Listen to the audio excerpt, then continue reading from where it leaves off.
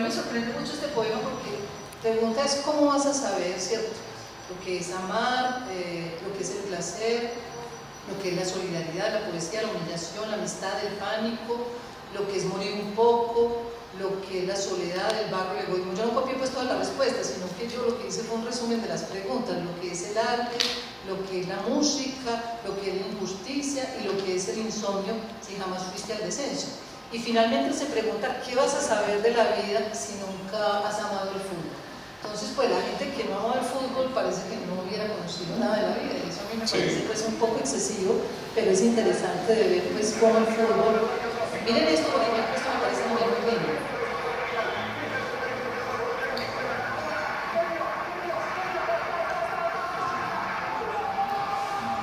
Toda la capacidad de eso imposible con el pie, Beatriz, que es buena parte de tu hipótesis. Exactamente, sí. Eso.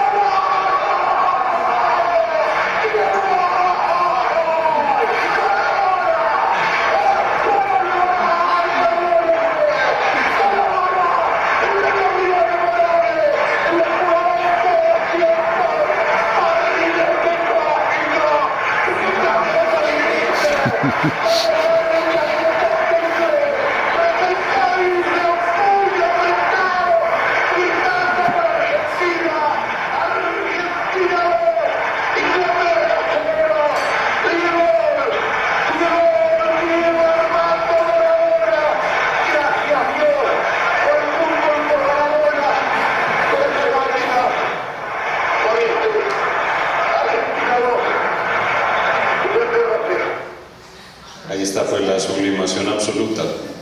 Pero finalmente vamos es al campo de juego o al estadio, Beatriz, o vemos a través de la televisión estos partidos también, porque lo que más nos atrae son esos imposibles, ¿o no? Sí, pero exactamente, pero fíjate que esos imposibles son los que consiguen arrancar esa expresividad a tal punto que uno mismo pide disculpas, porque bueno, en principio se supondría que uno no debe ser tan excesivo, por lo menos un hombre en la expresión de sus emociones, pero el fútbol permite, pues digamos, como esas licencias de desdoblarse y de llorar prácticamente, y eso a mí me parece que es muy hermoso, porque me parece que eso consulta la libertad, efectivamente, la libertad masculina de poder ser humano, porque es muy humano conmoverse con esas cosas maravillosas y únicas, ¿cierto? Tú comenzabas un poco todas estas investigaciones justamente en esa relación de masculinidad y de análisis de la masculinidad, y conversábamos hace mucho tiempo, lo que hace que nos conocemos, que resulta muy curioso uno ver cómo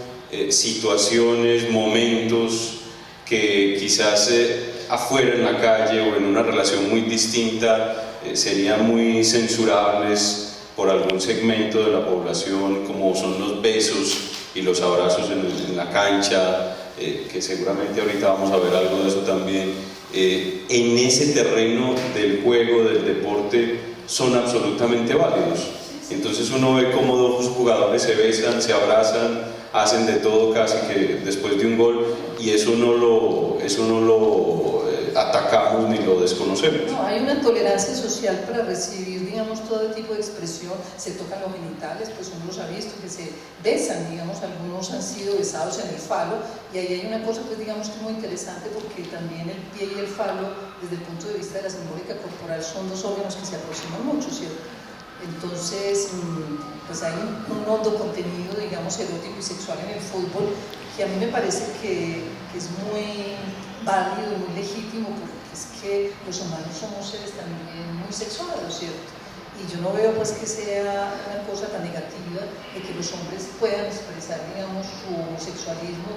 Eso no tiene que ser visto desde el punto de vista pues moral. Más que su homosexualismo es su lado femenino. O su lado femenino, o su lado no femenino, su lado de atracción por compañeros de su mismo sexo. Eso yo creo que, es decir, puede que la sociedad tenga derecho a establecer patrones de alguna manera relativamente válidos, pero no únicos, ¿cierto?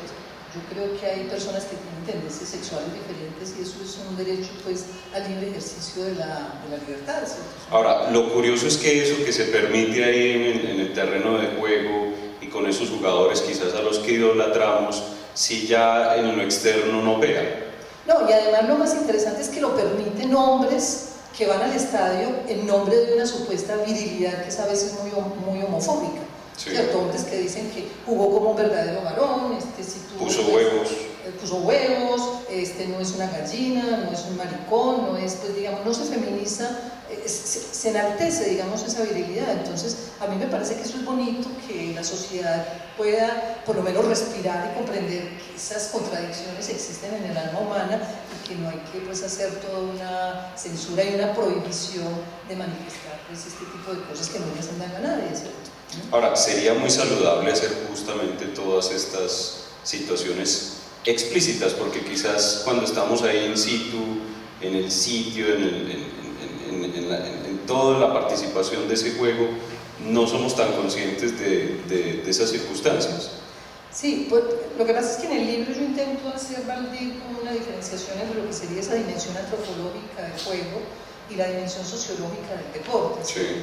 Y yo creo que el fútbol como juego encierra, digamos, como todo ese contenido, digamos, muy humano que nos acerca entre nosotros mismos, ¿cierto?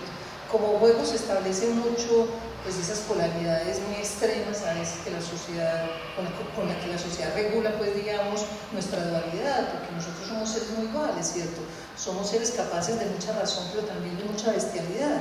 Entonces, hay cosas, por ejemplo, como el amor y el hecho de entrar en solidaridad con alguien, de abrazarlo, de expresar un sentimiento, que a mí me parece que eso no es nocivo para la sociedad. Ahora, que yo intente, por ejemplo, a mi adversario eliminarlo y sacarlo pues, del juego definitivamente, eso sí me parece que es una barbarie sobre la que la sociedad debería intervenir.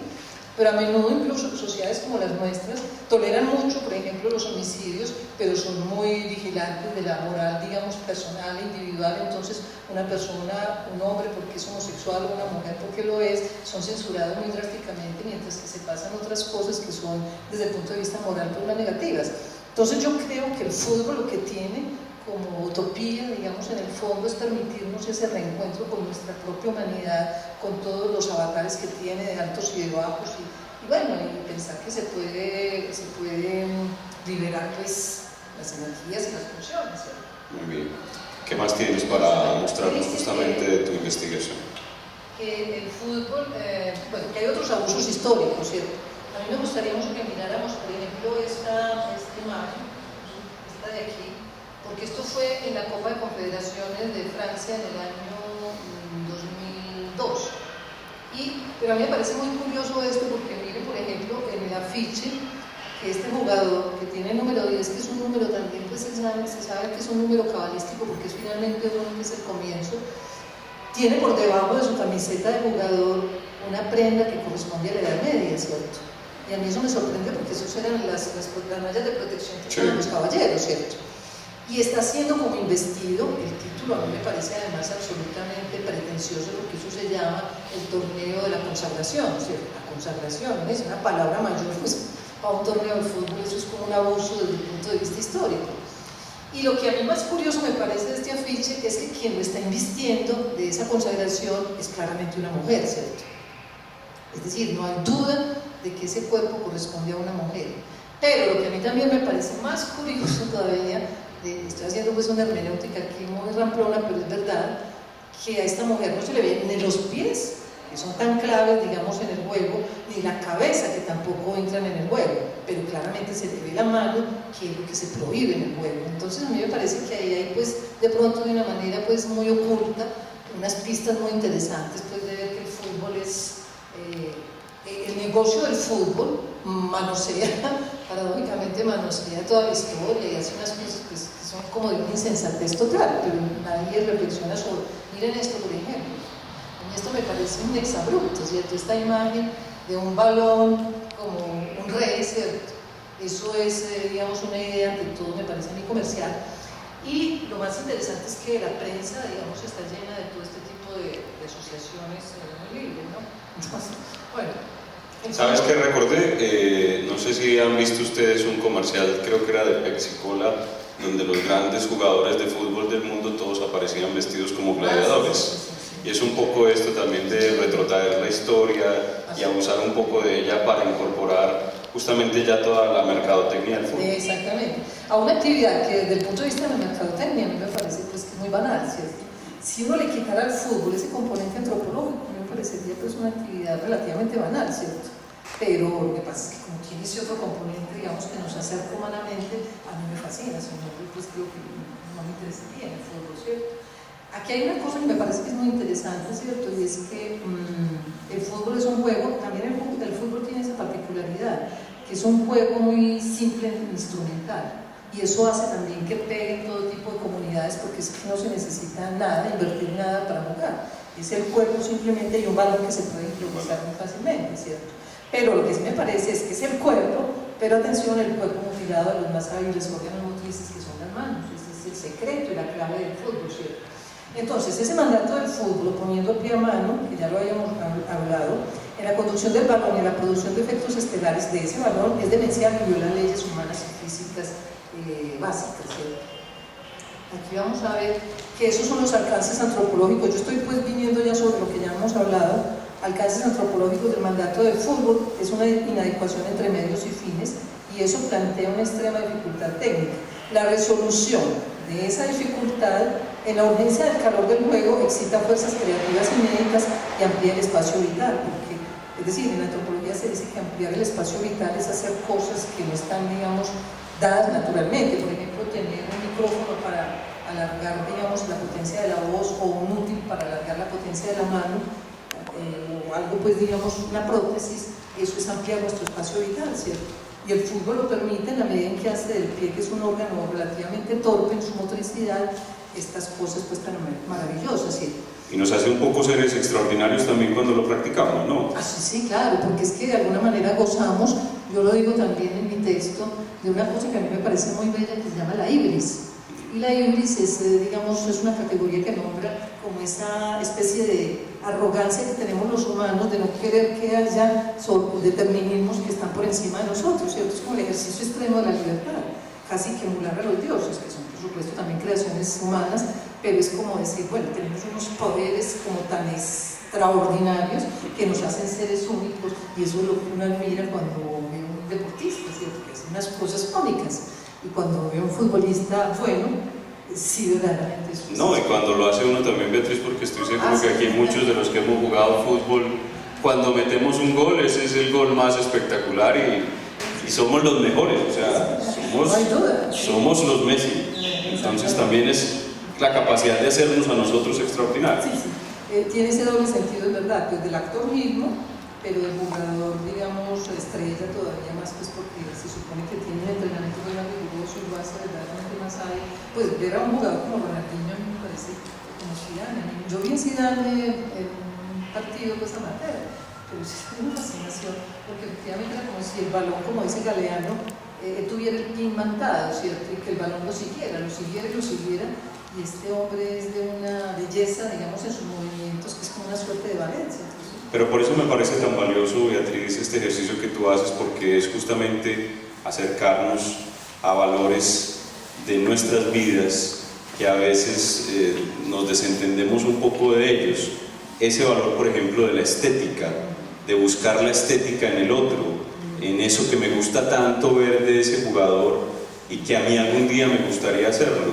Es recuperar esos sentimientos y esos valores para nosotros como seres humanos, que lo vemos ahí reflejados en ese fútbol. Claro, es actualizar nuestra condición humana de querer hacer cosas extremadamente bellas y extremadamente únicas. Y aquí hay una frase que a mí me parece muy linda al final del párrafo, donde dice que el fútbol, la producción de proezas corporales, pues es verdaderamente lo que se hace en el fútbol, pone a trabajar la imaginación y el psiquismo, porque el cuerpo, esta es una frase que yo le robo a Michel Serres, que es un filósofo francés muy interesante, el cuerpo es el lugar donde el alma se decide, y a mí eso me parece sublime, porque es que no hay, digamos, una separación entre el cuerpo y alma, ¿cierto? Es que el cuerpo es donde el alma se decide, ¿cierto? ¿Sí? El cuerpo es el lugar donde el alma se decide, porque eso es lo que uno ve, por ejemplo, cuando hay veces los jugadores muy buenos fallaron, uno dice, ¿pero por qué? Es porque no les asistió el alma, ¿cierto? El alma, que en ese momento era el encuentro de su cuerpo con su otra parte, digamos, no sé de qué naturaleza nombrarla, pero que forma lo que se llama el ser, ¿cierto? El ser es esa unidad de esos dos aspectos. Lo mismo pues en cualquier arte, ¿cierto? Bueno, y tienes también, tengo entendido, unas imágenes que corroboran justamente todo esto de lo que estamos hablando. Sí, creo que